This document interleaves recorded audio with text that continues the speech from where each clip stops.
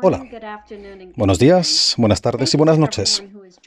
Gracias a todos los asistentes a este webinar sobre salud oral y tratamiento completo del paciente fisurado.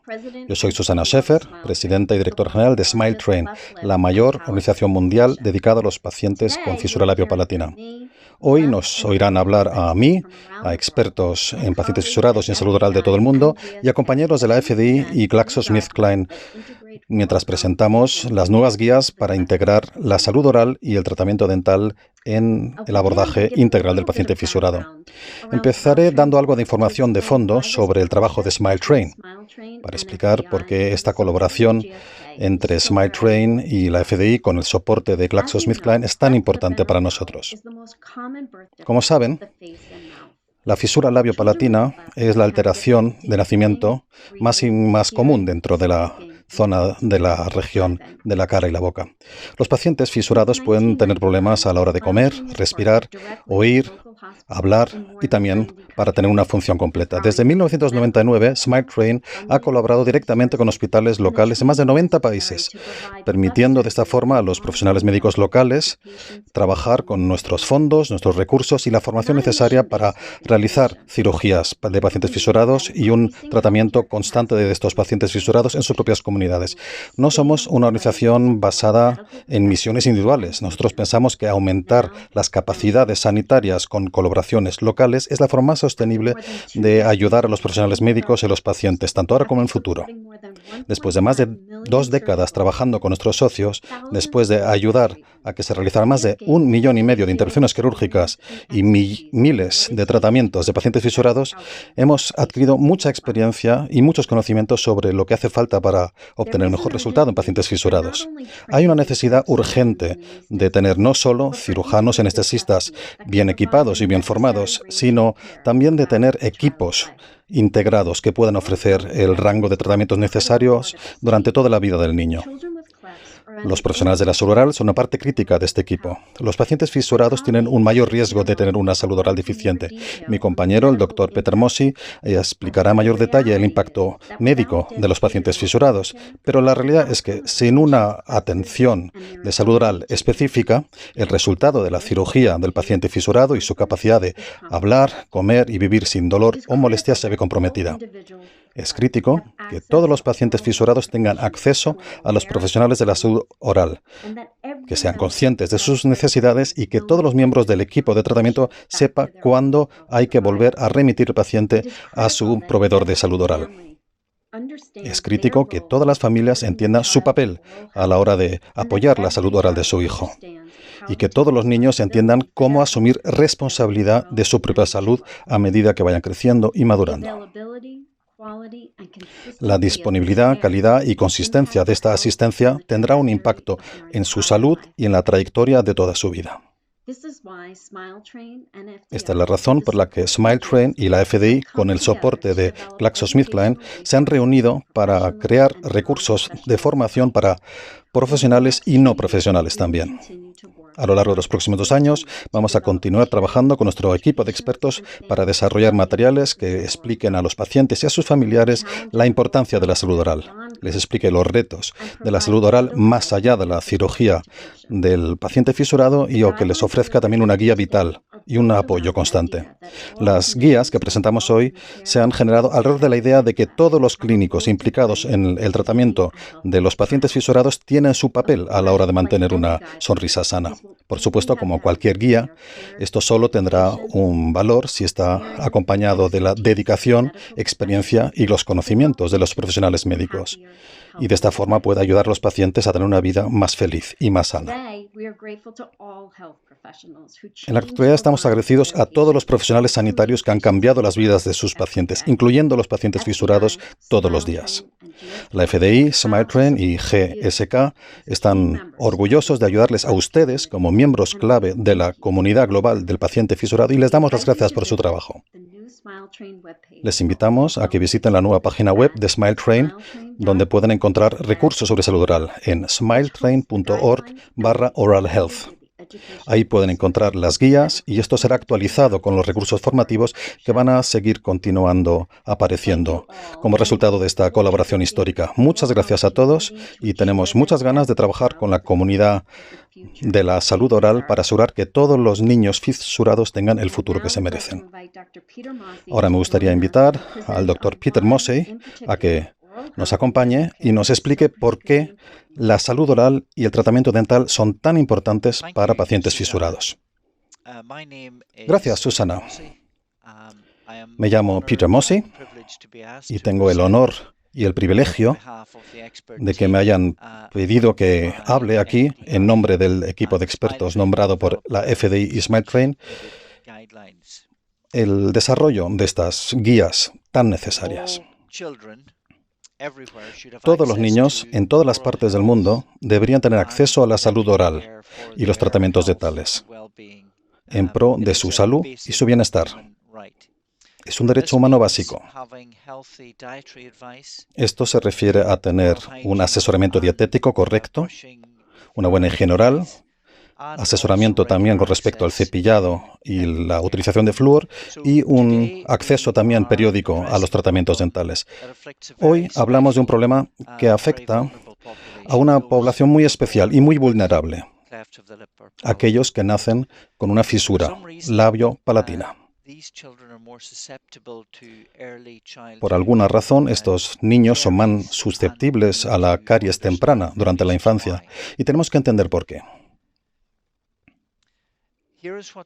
Aquí vemos lo que sabemos sobre la susceptibilidad a una salud oral deficiente en pacientes fisurados, niños fisurados.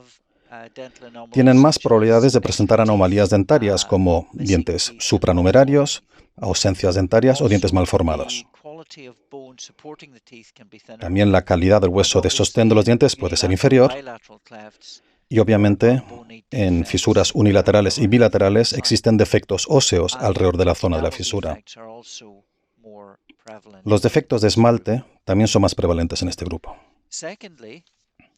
En segundo lugar, los niños con fisuras labiopalatinas tienen más probabilidades de tener problemas con la alimentación.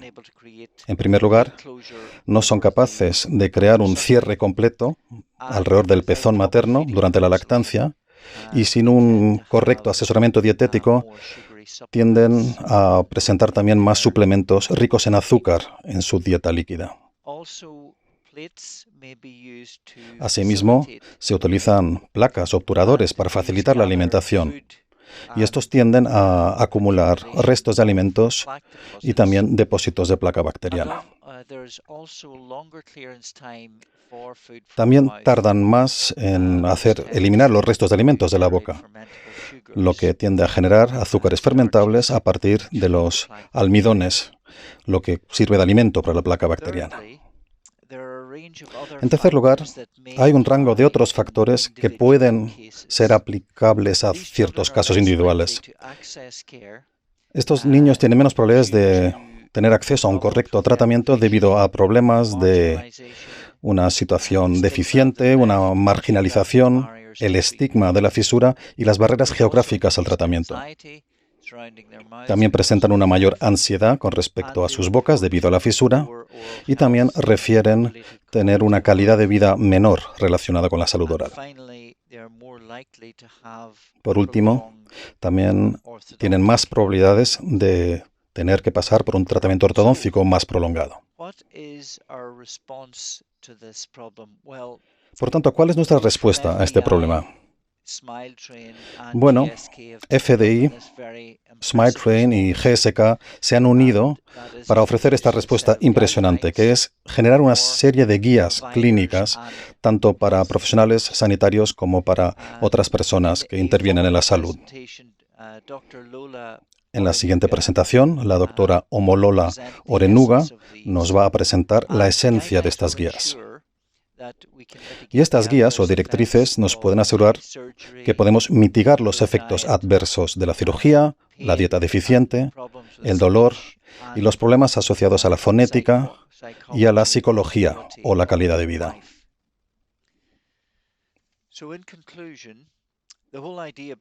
Por tanto, en conclusión, toda la idea detrás de este proyecto consiste en ofrecer ayuda a los diferentes miembros del equipo multidisciplinario para asegurarnos de que los niños que nacen con fisuras se sientan apoyados, cuidados y queridos, y que puedan conseguir los mejores resultados posibles, donde se incluye una sonrisa sana, y que por tanto sean capaces de alcanzar, de cumplir su máximo potencial en la vida. Y ahora le cedo la palabra a la doctora Omolola Orenuga y les doy las gracias sinceramente por su amable atención. Gracias. Gracias, profesor Mossi. Es un honor estar aquí hoy, como parte del panel de expertos nombrado por la Federación Mundial Dental, FDI, y por SmileTrain, para preparar las guías referentes a la salud oral y el tratamiento completo del paciente fisurado, para profesionales de la salud oral y para todos los miembros del equipo. De febrero a julio de 2020, el profesor Muthu Murugan, en el Instituto Sri Ramachandra, en colaboración con el panel de expertos del equipo de salud oral y tratamiento completo de pacientes fisurados, realizaron una revisión sistemática de la literatura existente y las guías publicadas, referidas a la asistencia al tratamiento oral de pacientes fisurados. Utilizando la herramienta AGRI-2, valoración de guías, investigación y evaluación, para evaluar la calidad de las 7 guías identificadas, los investigadores concluyeron que las guías existentes tienen una calidad entre baja y moderada y no ofrecían una guía completa para el equipo multidisciplinario que participa en el tratamiento de pacientes con fisuras. Este trabajo será publicado más tarde en el año 2020. La FDI y SmileTrain reconocen que todas las partes implicadas en el tratamiento de pacientes fisurados tienen la responsabilidad de asegurar que el paciente tiene y puede mantener una correcta salud oral. Los padres o cuidadores necesitan una ayuda adicional y una motivación para aprender cómo limpiar alrededor de la zona de la fisura y también para entender cómo prevenir la patología oral. El paciente debería tener también la posibilidad de mantener su propia salud oral y tener el apoyo a través de una rutina de higiene oral, hasta más o menos los 8 años de edad. Existen diferentes clasificaciones para valorar la severidad de una fisura. El equipo de la FDI y SmileTrain defiende la utilización del sistema LaSalle. Es una clasificación con base anatómica conocida como LaSalle, donde se utiliza el labio L, alveolo A y el tejido duro H y blando S para describir las características de la fisura. La primera letra se refiere al labio derecho del paciente, la última letra al labio izquierdo del paciente. El código LaSalle nos indica que hay una fisura completa si la letra es mayúscula, las fisuras incompletas a través de letras minúsculas. Si no hay fisura, se marca con un punto. El sistema LaSalle se adopta porque es fácil de entender, tanto por los profesionales orales como por los no profesionales de la salud oral. El mensaje clave está en estas guías. Todas las partes implicadas en el tratamiento de pacientes fisurados tienen su papel a la hora de mantener la salud oral del paciente y su bienestar. Es importante que todos los protocolos sean desarrollados y adoptados por los proveedores de la salud oral para asegurar una buena comunicación, una comunicación interdisciplinaria. Los objetivos de la comunicación interdisciplinaria son optimizar la salud oral del paciente y su bienestar, incluyendo la capacidad de hablar, de comer, de respirar y de deglutir. Los profesionales sanitarios deberían ayudar a los cuidadores, ya que ellos están preocupados por el aspecto que tienen los niños cuando erupcionan y también sobre la salud oral del paciente. Los profesionales sanitarios y los cuidadores se les debería explicar cómo limpiar la zona de la fisura en la boca. También es importante que entiendan qué es lo que causa las patologías orales y cómo prevenirlas.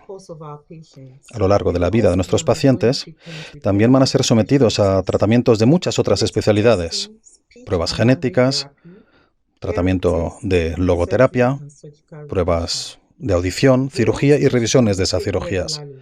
Todo el equipo debía comunicarse de forma periódica para asegurar que el paciente recibe el tratamiento correcto en el momento correcto y poder contactar rápidamente con las otras partes si tuvieran cualquier preocupación sobre la salud oral y o el desarrollo del paciente. Las guías para profesionales sanitarios y no profesionales están organizadas en grupos de edad: 0 a 2 años, 2 a 6 años, 6 a 12 años, 12 a 18 años y por encima de 18 años. Y ofrecen guías, directrices para todo el equipo, tanto el equipo de profesionales orales como los no profesionales, a lo largo de toda la vida del paciente. El mensaje clave para los profesionales de la salud oral en esta guía es que deben practicar una odontología mínimamente invasiva para permitir mantener los dientes temporales y la preservación de la sustancia natural del diente. En caso de que esté disponible, se debería utilizar fluoruro de diamino de plata. Y también se recomienda la aplicación frecuente tópica de flúor. Es importante que la monitorización y la valoración de la caries temprana del niño se realice en estos niños, ya que se ven más afectados por la caries temprana. En cada contacto con el paciente se deberían dar unas instrucciones intensas sobre higiene oral y también sobre la modificación de la conducta. A medida que va creciendo el paciente, cambia las necesidades, pasando de obturadores a prótesis removibles hasta aparatología ortodóntica. Y el asesoramiento y las instrucciones también deben cambiar de forma acorde. Los pacientes fisurados a menudo sufren efectos psicológicos a largo plazo. Y es necesario ofrecerles el asesoramiento y el apoyo necesario a medida que sea necesario. También es el papel de nosotros, como profesionales de la salud oral, el ofrecerles las prótesis dentarias correctas y ofrecerles también tratamientos cosméticos no invasivos, como, por ejemplo, las restauraciones de composite.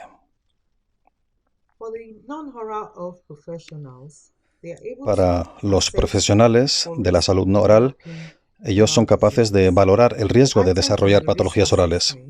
Los puntos dentro de la valoración de riesgos incluyen lesiones de caries activas o previas, situación socioeconómica complicada, baja, ingesta frecuente de azúcar en la dieta, flujo salivar reducido o pH salivar reducido, higiene oral deficiente, exposición no óptima al flúor y factores de riesgo familiares como el nivel formativo de los padres o la salud oral de los hermanos. Deberíamos saber que cada punto de esta valoración de riesgo aumenta el riesgo del paciente de sufrir patologías orales. Y la combinación de estos puntos aumenta el riesgo significativamente en términos de caries dental o enfermedad periodontal. El mensaje clave para los profesionales de la salud no oral es que deben valorar el riesgo de desarrollar patologías orales y asegurar que las medicinas prescritas no tengan azúcar. También podemos hacer lo que nosotros llamamos lift the lip, levanta el labio. Realizamos una intervención breve de salud oral en cada cita con el paciente y nos coordinamos con el equipo dental.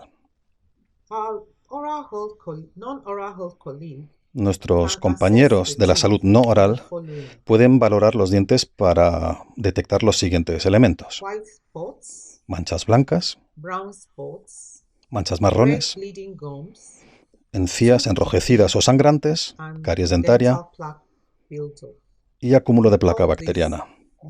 Esto nosotros lo llamamos lift the lip, levanta el labio.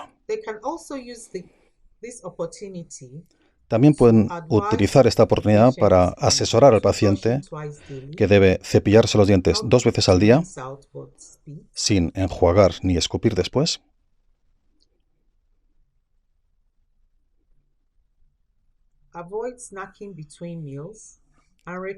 Que eviten el picoteo entre comidas y recomendar el consumo de alimentos como yogur, queso o alimentos integrales, que no producen caries. Es decir, deben beber también solo agua o leche entre comidas y además deben visitar al dentista de forma regular. A lo largo de la vida del paciente, hay que ofrecerle instrucciones de higiene oral adaptadas a cada edad. Desde el momento de nacimiento, hay que limpiar alrededor de la fisura después de cada comida, y por la mañana y por la noche. Cuando erupcionan los primeros dientes, hay que ayudar en el cepillado dentario, y a medida que va creciendo el paciente, hay que ayudar a los niños y supervisarlos en su cepillado dentario y en su higiene oral, hasta la edad de 8 años. Durante la adolescencia, donde serán sometidos a tratamientos ortodónticos y llevarán, por tanto, brackets, hay que explicar las técnicas de cepillado adecuadas para mantener los brackets limpios. En la edad adulta, posiblemente tengan que realizarse procedimientos restauradores avanzados como puentes o implantes.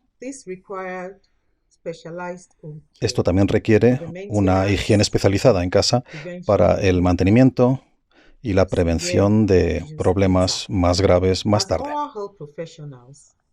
Como profesionales de la salud oral, tenemos la obligación de mantener la salud oral y el bienestar de nuestros pacientes. La FDI y Smile Train, con el apoyo de GSK, se enorgullece de poder hacer públicas estas guías hoy para mejorar la salud oral de los niños fisurados. Voy a ceder la palabra ahora al Dr. Gerhard Seeberger, presidente de la Federación Dental Mundial, FDI. Muchas gracias. Gracias, doctora Orenuga. Buenas tardes a todos. Me encanta que todos nos puedan acompañar en este webinar hoy. Me gustaría empezar dando alguna información de fondo sobre nuestro trabajo para apoyar la salud oral y los tratamientos dentales de niños fisurados. En 2019, la FDI tuvo la enorme suerte de colaborar con la organización sin ánimo de lucro Smile Train para mejorar el tratamiento oral de los pacientes fisurados. Con el apoyo de GlaxoSmithKline hemos sido capaces de lanzar el proyecto Oral Health and Comprehensive Cleft Care, que integra a los profesionales de la salud oral dentro del tratamiento integral del paciente fisurado. El proyecto también aporta recursos formativos para los profesionales de la salud oral, para todos los miembros del equipo, para los padres y para los cuidadores. Hoy estamos emocionados por presentar el trabajo de un equipo de expertos a nivel global que han colaborado para producir estas guías de salud oral y tratamiento completo del paciente fisurado. Estas guías ofrecen una ayuda completa sobre cómo prevenir las patologías orales y mantener una dentición funcional, natural y sana en pacientes fisurados. Los niños fisurados tienen un riesgo significativamente más elevado de sufrir caries dental o enfermedad periodontal. A menudo, incluso aunque sean sometidos a cirugías, siguen teniendo ausencias dentarias o malformaciones dentarias. Como profesionales de la salud oral, somos conscientes del impacto que tiene a largo plazo la patología oral en la salud oral, el desarrollo y el bienestar de los niños y los adultos. Comprendemos la necesidad de aplicar unos tratamientos multidisciplinarios y completos, y para dar soporte a esta integración, los profesionales de la salud oral tienen que recibir unas guías con una calidad alta y precisa y formación para tratar a los pacientes fisurados. La FDI, como representante de más de 1 millón de dentistas en todo el mundo, junto con Smile Train y con el apoyo de GSK, quiere expresar su sincera gratitud a toda la comunidad dedicada a la salud oral por su continuada dedicación a abordar esta patología oral a nivel global y mejorar la salud oral. Muchas gracias por acompañarnos. Cada año nace más de 200.000 bebés con fisura labial o palatina. Los niños fisurados presentan un mayor riesgo de sufrir caries, enfermedad periodontal y otras patologías orales durante su crecimiento y desarrollo. Pero en los países de ingresos bajos o medios, muchos de estos niños no tienen acceso a una asistencia oral básica. Sin una asistencia dental constante, realizada por profesionales familiarizados con sus necesidades, los niños fisurados pueden tener problemas a la hora de hablar o comer, y una falta de asistencia adecuada puede incluso poner en peligro el éxito de la futura cirugía. Desde la primera cita preventiva hasta el tratamiento ortodóntico y prostodóntico, un tratamiento dental de alta calidad es un elemento fundamental para un futuro feliz y sano en los niños fisurados. Los dentistas son un miembro esencial de su equipo. Por eso SmileTrain y la FDI, con el soporte de GSK, han unido sus fuerzas para lanzar el proyecto de salud oral y pacientes fisurados. Conjuntamente ofreceremos guías y recursos formativos para profesionales de la salud oral y otras especialidades para dar respuesta a las necesidades de los pacientes fisurados. Conjuntamente con la comunidad de profesionales de la salud oral, vamos a trabajar para mejorar el acceso al tratamiento esencial, asegurándonos de que ningún niño se quede atrás. SmileTrain, la FDI y GSK están orgullosos de reconocer y apoyar a los profesionales de la salud oral como miembros clave de la comunidad global de tratamiento de pacientes fisurados. Y a los innumerables profesionales dentales que cambian las vidas de los niños fisurados todos los días, muchas gracias.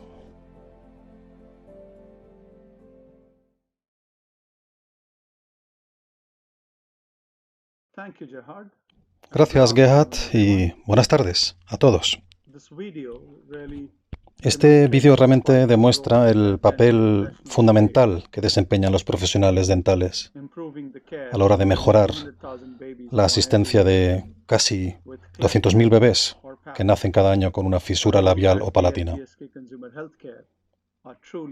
Y para GSK es un honor apoyar este papel.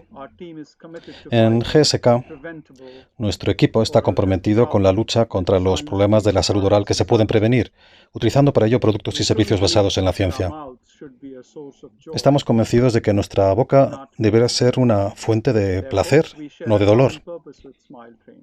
Por eso, compartimos un objetivo común con SmileTrain, y por esta razón, hace unos 2 años y medio, establecimos una colaboración para ayudar a mejorar la asistencia al tratamiento de personas afectadas por fisuras labiopalatinas, con el fin de ayudarles a tener una vida más plena y más sana.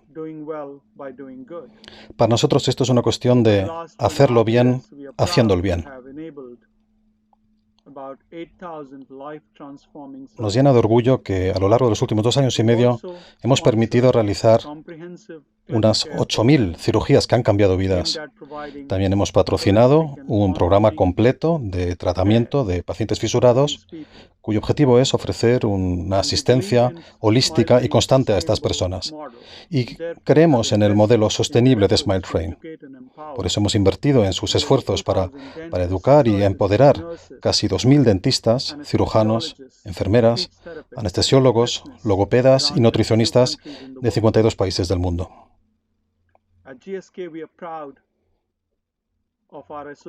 También en GSK nos enorgullece nuestra asociación con la FDI. A lo largo de los últimos 10 años, hemos puesto en marcha conjuntamente iniciativas basadas en la ciencia como el Proyecto Global de Salud Periodontal y el Observatorio de Salud Oral.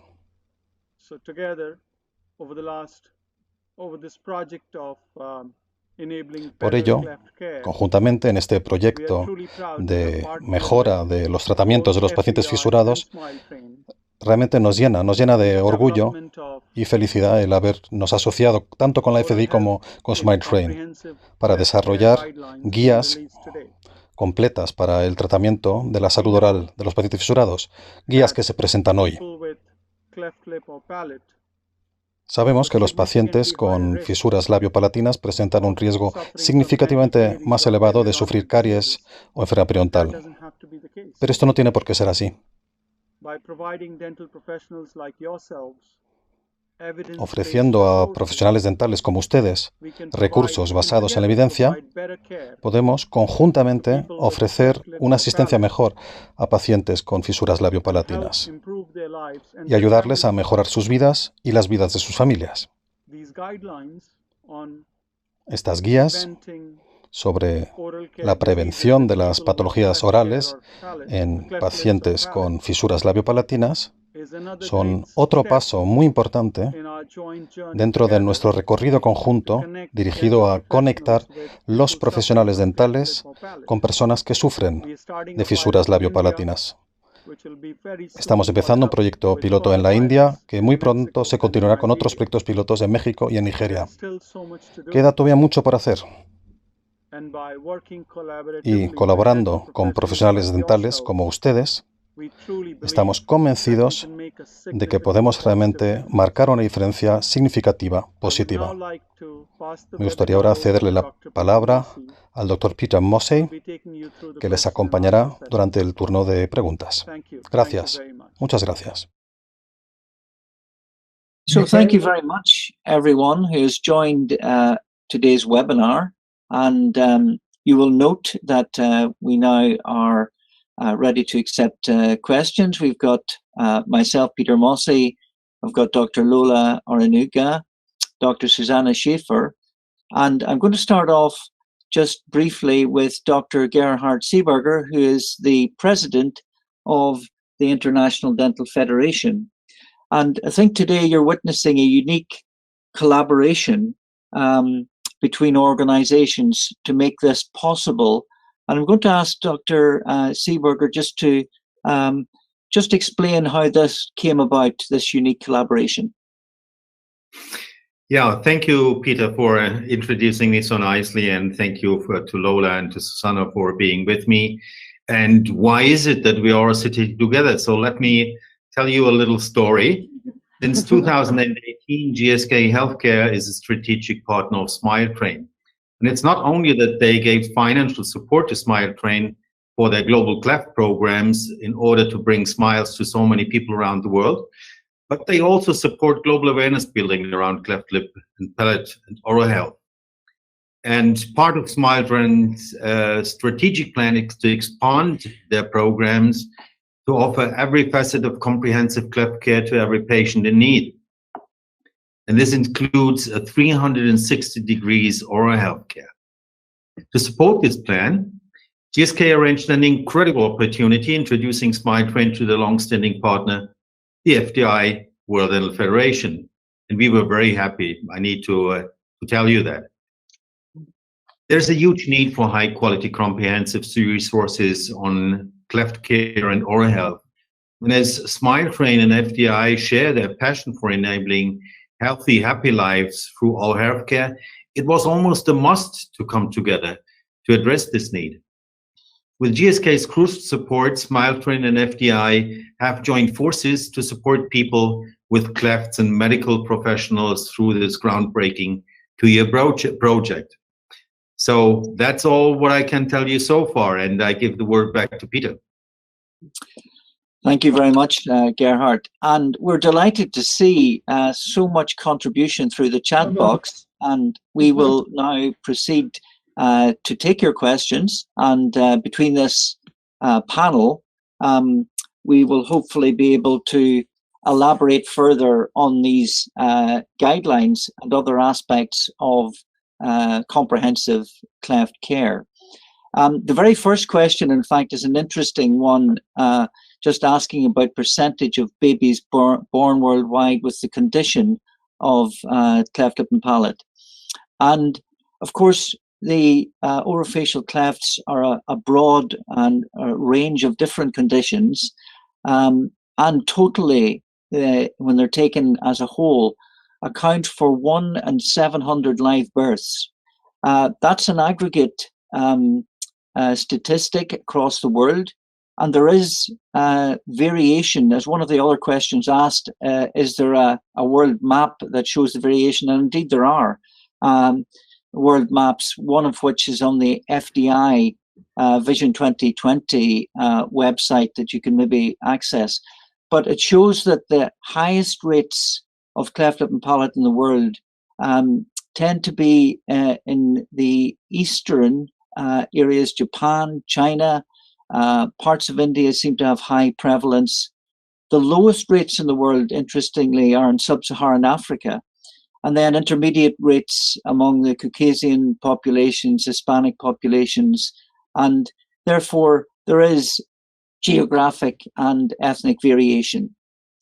So I'll take the next question in relation to, it's a clinical question about treatment planning, and that will be something of interest, great interest to Lola, and I'll ask her to deal with treatment planning in cleft care in oral health. Well, thank Lola. you very much. Thank you very much, Peter. Yeah, this question has to do with what are the things we should keep in mind while treatment planning.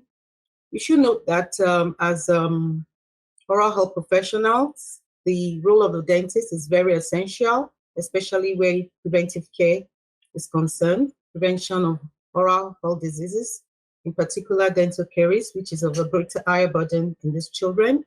And then more importantly as well, they have a lot of other problems that come into play there. The speech, psychosocial, and a lot of concerns about eruption of teeth. A number of these items are dealt with in the guidelines and are available online at the SmileTrain website, as well as the FDI website in English. So, and most importantly, as oral health professionals, we should collaborate effectively with the other care providers in making sure that these children get the best at the right time. I hope that answers that question. That's very good signposting to the guidelines, and I'll just move on to the very interesting question that relates to the high incidence and the access problems in places where they are low to middle income countries such as India.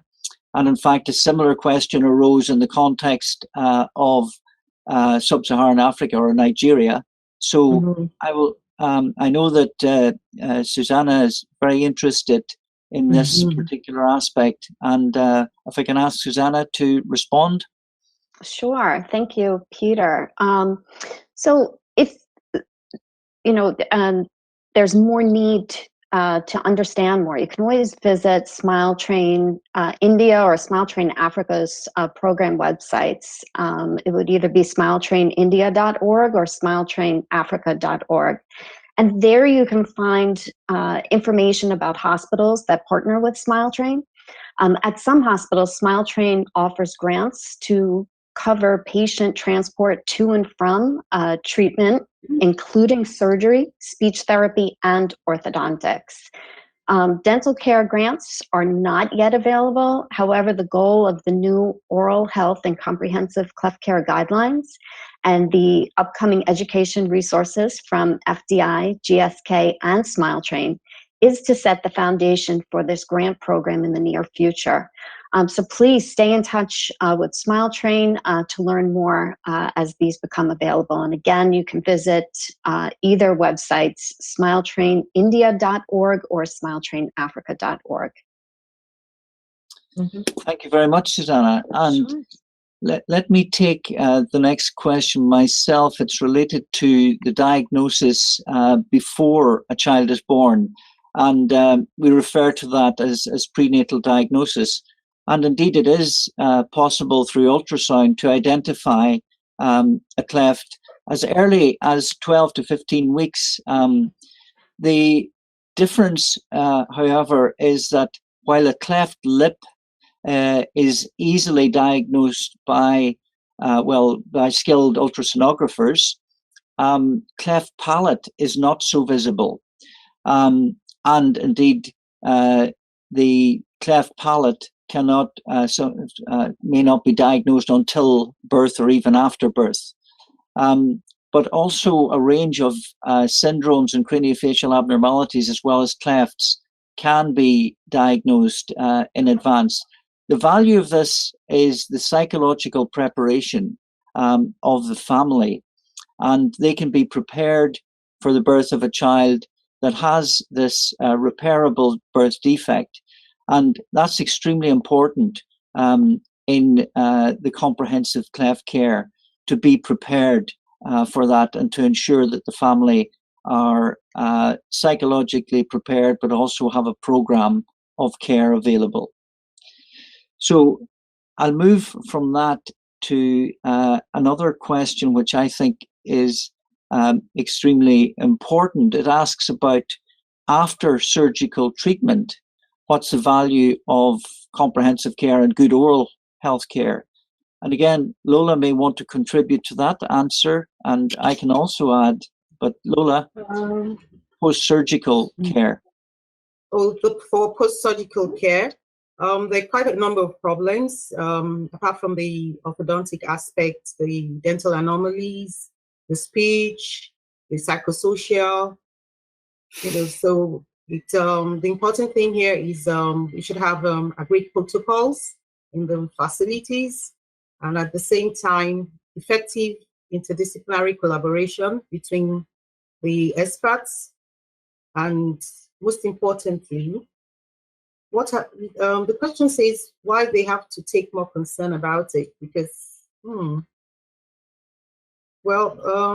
because the speech problems and the psychosocial problems that these patients have, so it's very important that they address early, and in particular for the oral health aspect, the emphasis is on prevention, because we don't want to have them developing concerns for need for extractions that will warrant them to have prostheses that are very difficult to manage. So as much as possible, it's better to have prevention is very key. And then the orthodontic aspect too, malocclusion is very important. And all this as well on the guidelines, stated on the guidelines as well. So, yeah. And just adding, as an orthodontist, as an orthodontist, I know that one of the key words we always say is that the bone is gold and the teeth are even more important than that. So it's very, very important that we have excellent dental care and good quality of teeth and bone, so as to have the optimum outcome.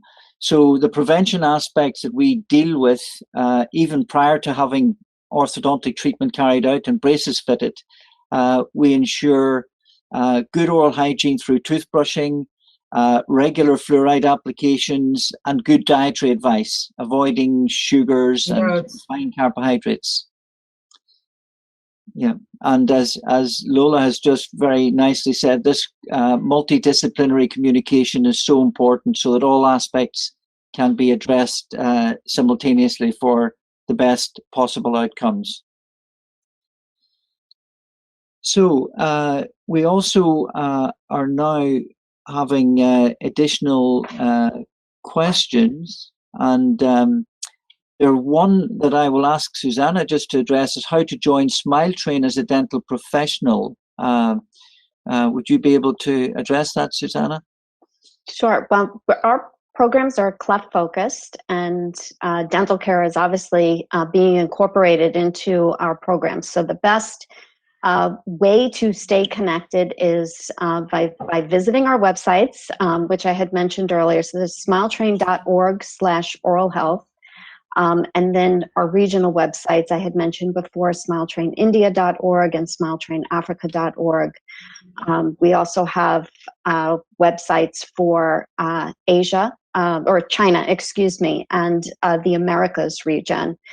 But everything connects back to smiletrain.org. But that is where you can find access to the list of our partner hospitals, and be connected to a Smile Train staff representative who is on the ground or managing a region of countries that can help direct you to our partners. And as we start to bring along our dental programs within our Smile Train Cleft programs, we will be having opportunities to connect with dental care providers. So we're very, very excited for this, and we're so grateful to FDI and to GSK for this wonderful opportunity. Thanks, Susanna. And actually, the next question from Dr. Professor Ghani from Pakistan is about the contribution of GSK helping the training of general dental practitioners. And maybe Gerhard, in terms of FDI and GSK, the GDP input, I know that's addressed in our guidelines, but you may want to elaborate. Yes, I mean the domain of the oral health, of the general oral health professional or general practitioner is quite clear to everyone. Take care of the hard and soft tissues, of course. Take care of an adequate hygiene, as you already said it before, Peter. Of course, also dietary advices to stay away from refined carbohydrates and added sugar products. And if you go to processed products, you will probably sometimes wonder that you find sugar also in salad added, and sugar-sweetened beverages. To this, I may add the function of the general dental practitioner. He should definitely be the coordinator between the specialists in order to guarantee the best assistance and care for patients with cleft palate. I would also at this point enlarge a little bit the not only specialists from the medical profession, but as we look also at the assistance during the growth of this child, and of course also through the educational period.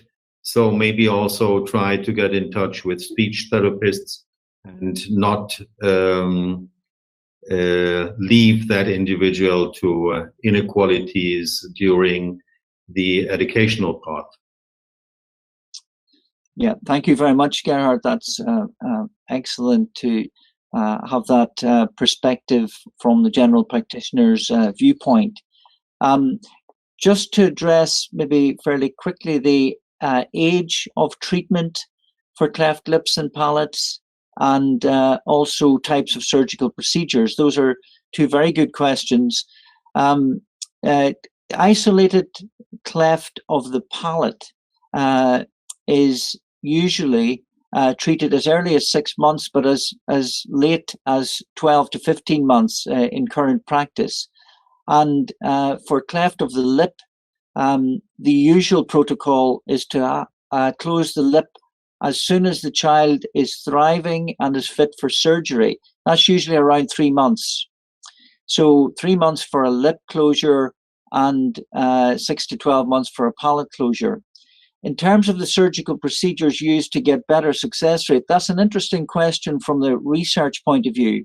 And of course, one of the things that SmileTrain have recently done is they're really concerned that to improve the quality of cleft care and the surgical and non-surgical care, research is extremely important, research and innovation.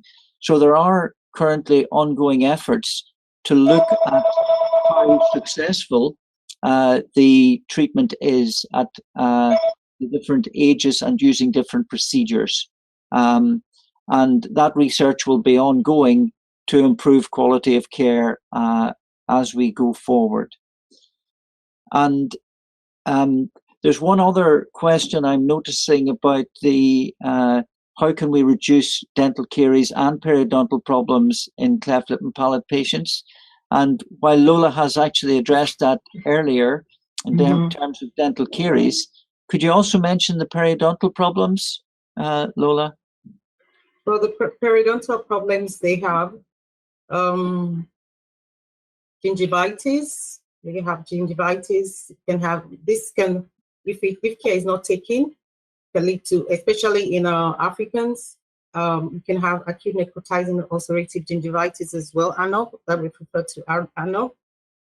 And really, the important thing here is that early prevention, so that you don't have the problem coming up. So we educate them about oral health practices, toothbrushing, cleaning the area, the cleft area clean after every feed, and morning and night. And then as the child erupts the teeth, supervised and assisted toothbrushing until the child is of age of 8. And after that, adolescent, age appropriate devices to be used to brushing. And then when they go through orthodontic treatment as well, you should realize that they'll be having appliances, removable and fixed appliances. They should be taught how to clean the appliances so that they don't have concerns, greater issues later. And then furthermore, they may also have implants, things that are more elaborate, and then these ones actually require special home care as well. So they should be taught how to take it. There should be a protocol on handling these devices, appliances when they do come. So the emphasis is on prevention, so yeah, and being educated on the dietary advice, also dietary counseling, the tooth-friendly foods that are advisable, like fruits, yogurt, and avoiding sugary foods. And then for medications, because a lot of these children are prescribed medications, emphasis for the our medical colleagues to prescribe medications that are sugar-free. Yeah. And that helps the importance of fluoride as well. The importance of fluoride. Exactly. And if available, use of silver diamine fluoride, especially in the primary dentition. And that also helps address the question I see that what is the role of the dental hygienist? The dental hygienist, of course, can assist with those aspects that Lola has just outlined. So there's a very special role for the dental hygienist in those. And there are some other aspects that Lola has just addressed, like the one relating to pediatric dentistry input. And it's nice to see that there's such enthusiastic interest to help. Those from Nigeria and India are offering, their services in helping with cleft lip and palate prevention and care. The predisposing factors that lead to cleft lip and palate, again, a very interesting question, and of course one that's subjected to comprehensive and global research over the last few decades. And we are learning more and more about both genetic and environmental factors that contribute. So cleft lip and palate is a polygenic multifactorial disorder. So there are contributions from the genes, so genetic influence, and also from these environmental factors such as diet. People often hear about the role of folic acid. This goes beyond folic acid. There are a whole range of other factors in the diet that may be important, multivitamin supplements. There's also the avoidance of smoking in particular and contaminated environments.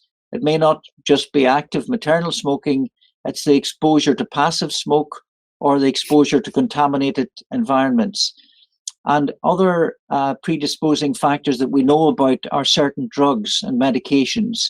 And these should be part of the prenatal preparation for pregnancy. But in the whole, these genetic and environmental factors can be handled by improving our knowledge, improving our research, identifying the predisposing genes, which we're doing through global research, and then tailoring the environmental factor to minimize the risk. And that's something which I am very interested in, and I'm working with colleagues to address. The next few questions relate to cleaning and oral hygiene, which I think we dealt with.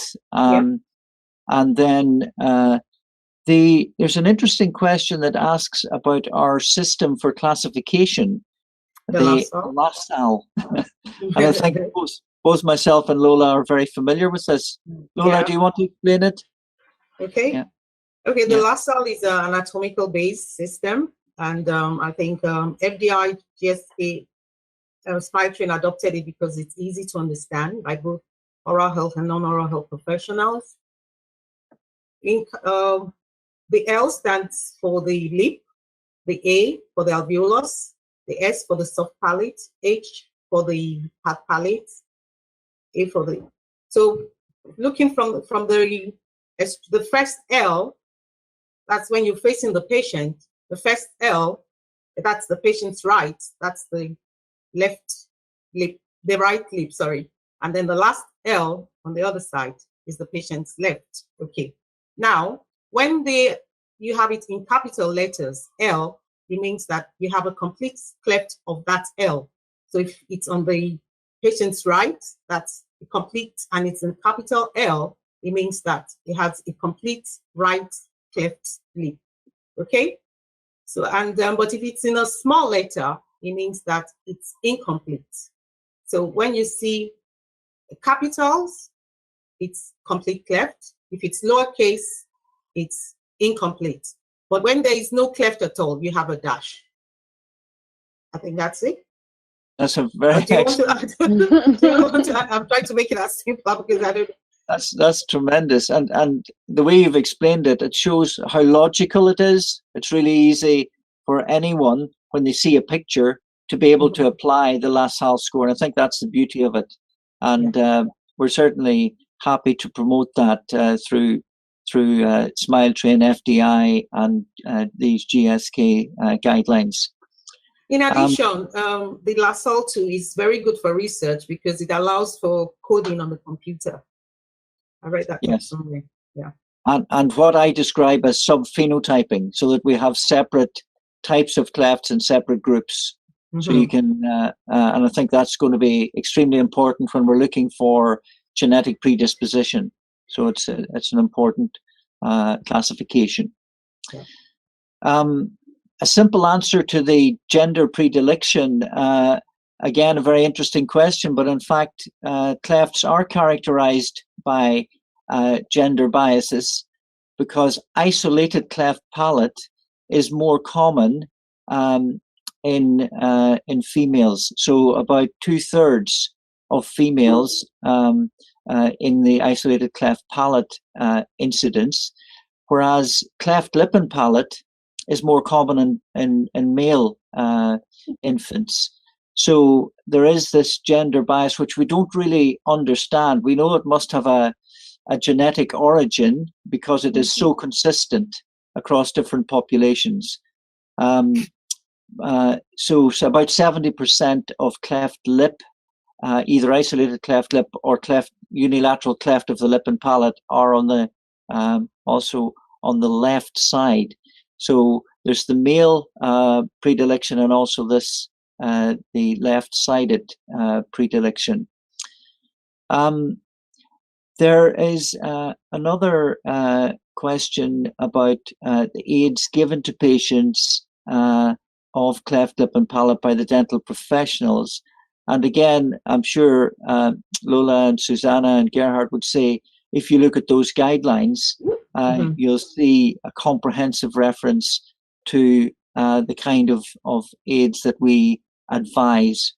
And some of them have been mentioned in the webinar, and also the kinds of treatments, such as the silver diamine fluoride, and those are comprehensively covered within the guidelines. So let me just get to the next couple of questions.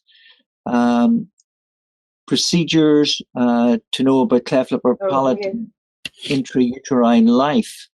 I'm assuming that may be referring to the possibility of intrauterine surgery. Is that what you read from that? Which question is that? Procedure, there's one about procedures known for cleft lip and palate and intrauterine life. Well, I do know that this has been speculated as because of scar-free wound healing as a possible method for treatment of clefts, but the big risk and danger is spontaneous abortion after a surgical intervention, and therefore it's not recommended. So we wait until the child is born and carry out the cleft repairs then. And then risk factors that cause morbidity after operation or procedure or surgery. Of course, there are problems ongoing after the surgical repair. And maybe one of the ones that's being referred to there are things like hearing problems, speech problems, the cleft, the alveolar cleft, which is a deficiency of bone, which causes a problem. And then there's the psychological and psychosocial problems. So there are ongoing problems even after the cleft repair. But those, by comprehensive multidisciplinary treatment, can be very effectively managed. So those risk factors or those causes of post-operative problems can be managed. And that's also the growth of the face can be reduced because there's scar tissue in the lip and there's scar tissue in the palate. So again, those growth problems can be addressed using orthodontics, orthopedic procedures, and surgical procedures. So again, we know that we're getting better and better at improving the post-surgical treatments and management. Now, does anybody else want to comment on that before I move to there's a consanguinity question that I would also be happy to comment on. Is it? Peter, I would just add on that. Smile Train's model of sustainability and building capacity in countries immediately addresses what you had just brought up there, in that, you know, our goal and adding in this component now for dental care with the FDI and GSK partnership is just going to help us in the breadth of our programs and what we can support our partners with in low and middle income countries to build comprehensive cleft care programs in their own communities to treat cleft children with ongoing care. So the Smile Train model of empowerment and providing the funding and resources to medical professionals, orthodontists, dental practitioners, building that full comprehensive cleft care team, including the surgical components, psychosocial, nutritional support. It all comes together in a sustainable model. So we're thrilled for this partnership to now be adding the dental component, and are so excited for what's to come in this next year. Yeah, exactly. We're all looking forward to continuing the partnership and to having Smile Train work with FDI as we go forward, and with all the tremendous support that we've received from people within other sponsored programs. And GSK are a good example of a highly motivated group who have oral health as their major component. So it's a great partnership to build on. There is a question. Yeah. Their message is doing well by doing good, and this is exactly that. So we're incredibly grateful. Yeah. Yes.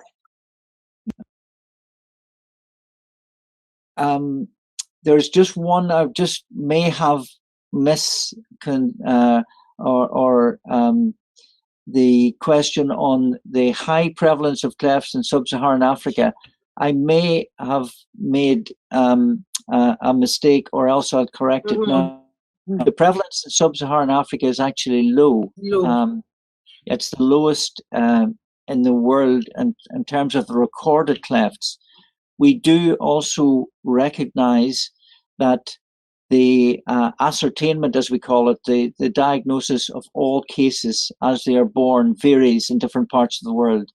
So the infrastructure for picking up every cleft that's born varies. So maybe, although the recorded prevalence is very low, or rather low in Sub-Saharan Africa, it could be that we're not picking them all up, and we want to continue to improve that aspect of our care as well, to make sure that systems are in place to improve the ascertainment. And the good news on that is that the Sustainable Development Goal Programme has, as part of SDG 3, an aspiration to universal health coverage. And that means that accessibility, availability, and affordability of treatment are its primary objective. So the universal health coverage is receiving a lot of high-level attention at the moment in not just FDI, but also in WHO and in IADR, the International Association for Dental Research.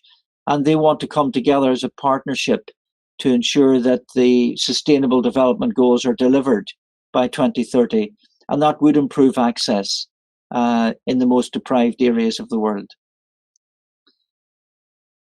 So I think we've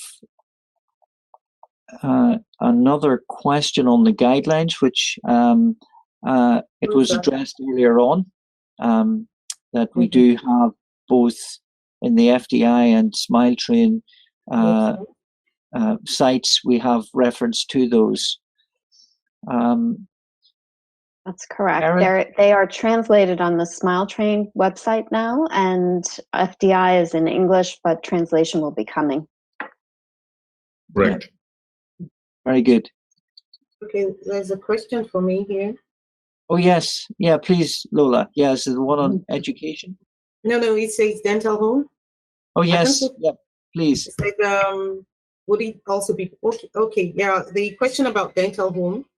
Actually, as pediatric dentists, we advocate that as early as possible, the child should be taken to see the dentist, preferably before the first birthday or as soon as the first tooth erodes.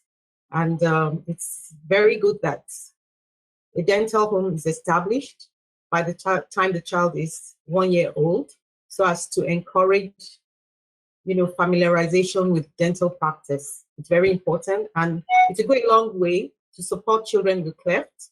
And at the same time, the non-oral health professionals can also encourage them to visit the dentist, apart from doing the lift the lip that was mentioned.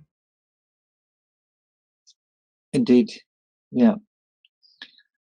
And actually, I see a question referring to the reasons for cleft children being more likely to have oral health problems. And caries.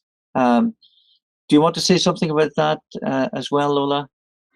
Well, because of the anatomy of the cleft, we could have food debris around that area, or the milk around that area, and if the caregivers are not cleaning properly, that could lead to predisposing the child to oral health problems. And then moreover, we talk about medications that they're being given regularly, especially if they're sweetened medications, which will also be an avenue. And the fact that the parents are so concerned and overwhelmed, they may not be doing the right thing at the right time, doing the oral hygiene practices, effective oral hygiene practices, taking care, and they're so worried about the oral health problems. They don't know what to do. They don't seek treatment, or they are, I want to put this nicely now, they refuse to seek care because for some countries, especially the developing countries, you find out that there's a lot of taboo around this type of things, and they may not seek oral health care, and the child is more or less abandoned, and the oral health suffers. So it could be one of the reasons that they are prone, apart from the other ones I mentioned. Yes, indeed. Yeah, there's the stigma, and that has been a problem identified both in India and in Nigeria. Mm-hmm. Yeah, correct.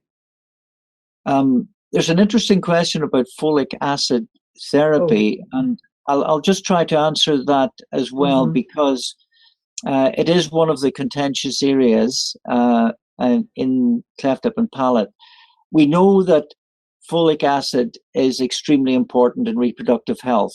And we know, for example, that for neural tube defects, that 400 micrograms of folic acid per day in the periconceptional period will reduce the risk of spina bifida and neural tube defects by 70%. So that's a huge effect. That led to a lot of research on whether the same might apply to cleft lip and palate. And unfortunately, the results are not as effective for cleft lip and palate in terms of prevention compared to neural tube defects. There is a marginal effect, it seems, and there's an even more comprehensive effect when you consider multivitamin supplements. So not just folic acid, but other supplements. But a lot of the studies that have looked at this in different countries have come across what's called confounding factors. So the possibility that the folic acid might appear to be working could be due to just a range of other healthy lifestyle choices. Because they're taking folic acid, they may also be highly aware of other risk factors. And they also may have more access and availability to these medications and supplements. So it's difficult to say, but in the countries in the world that introduced folic acid fortification and as part of dietary staple food like flour and like milk, as they did in Ireland and like in rice, they do have a slight reduction in the prevalence. So there could be a marginal effect for folic acid, but what I'm saying is it's really important to take folic acid for reproductive health in general. But different countries may have other factors, environmental factors that also contribute, and even dietary factors.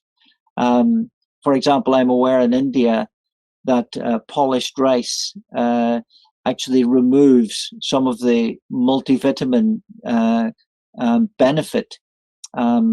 And rather than eating white rice, it's probably better to be eting the brown rice. And these are subject to ongoing studies to look at the role of diet and prevention of oral clefts. So, and then prevention practices are mentioned there, and prevention both in the context of preventing the cleft, but also in the context of preventing the dental and oral disease. So there's a lovely compliment there to Lola. The question goes to you. I particularly appreciate snacking in between meals. Oh yeah, you've actually mentioned that one earlier. Yeah, I think I talked about it. Yes. Can avoiding consanguineous marriage prevent incidents? Again, I'm happy to make a brief comment on that one because we did a systematic review looking at consanguinity, and yes, it does increase the risk. We're also very well aware that there's a range of social and cultural aspects to consanguinity, but it is a scientific fact that gene pools, if they're closely aligned, can result in double recessives coming together, and if that is a component part of craniofacial anomalies, then it increases the risk. I did mention earlier the geographic variation, so and said that the reasons for that are largely unknown, but there are regional, geographic, and ethnic differences in the prevalence of both cleft palate and cleft lip and palate. Okay. the mention of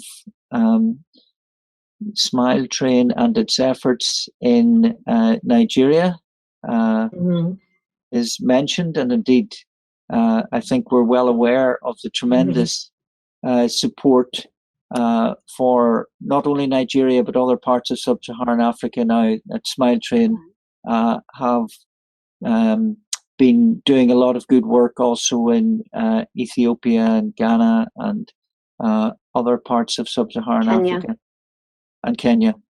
Yeah. Okay. Cleft orthodontic treatment.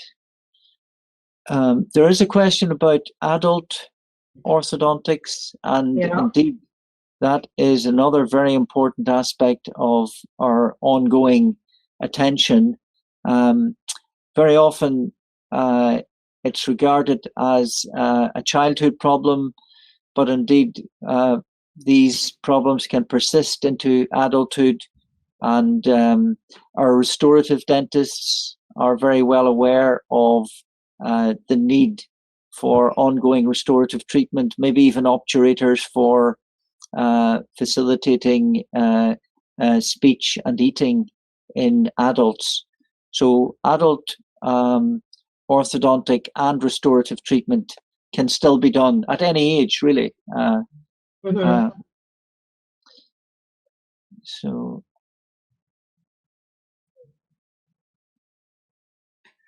now, does anyone else want to, I think we've come on our chat box to the end of the questions online. And we're very happy to continue, obviously, to support all of those who not only were participating in this webinar, but if you do have questions that arise after this event, then please make sure that you pass these to us and to our colleagues. We're very happy to continue to support this initiative. And of course, the guidelines, we will be using those to good effect for improving cleft care around the world from now on.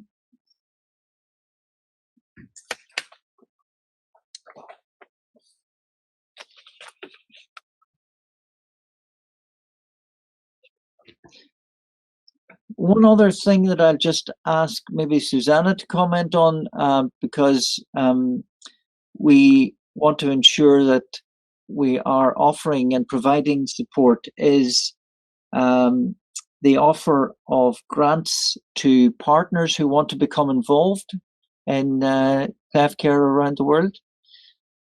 Yes. So at the moment, Smile Train does not offer grants, but the goal of the new oral health and comprehensive cleft care guidelines and the upcoming education resources from FDI and Smile Train, with the support from GSK, this is to set the foundation for this grant program in the near future. So please stay in touch with Smile Train to learn when these become available. Thanks for asking, Peter. Yeah, and that means that the volunteers can come forward to provide or offer to provide cleft care. Correct. Yeah, that's correct. And the best is to get in touch with Smile Train partners, Smile Train staff. Again, we've shared the websites, smiletrain.org. / oral health care is where you can find the guidelines and also any opportunities to connect with Smile Train around the world. And I think maybe that's a very good place to thank everyone for their participation in this. And on that very positive note, we can just recommend everyone to continue to keep abreast of all of the developments that we are suggesting through our guidelines and all of the improvements to ensure that kids are giving the best possible opportunity in life, and that a cleft is no barrier to a fruitful and productive life. And that's our major message. So to keep everyone smiling. Yeah. Okay, thank you very much. Thank you. Thank you, everyone. Thank you, everyone. Thank you, of course, and please allow me to thank, of course, all of those present, Lola, Susanna, Peter, of course, our supporters, Smile Train and GSK, and how can I forget all those who have worked in the task team? So let me just nominate them, each and every one. This is, of course, you, Peter. This is Professor Mutu Murugan. This is Professor Lachsen Usehal. This is Dr. Yan Qi from China. And, of course, our staff with the executive director and the staff in Geneva.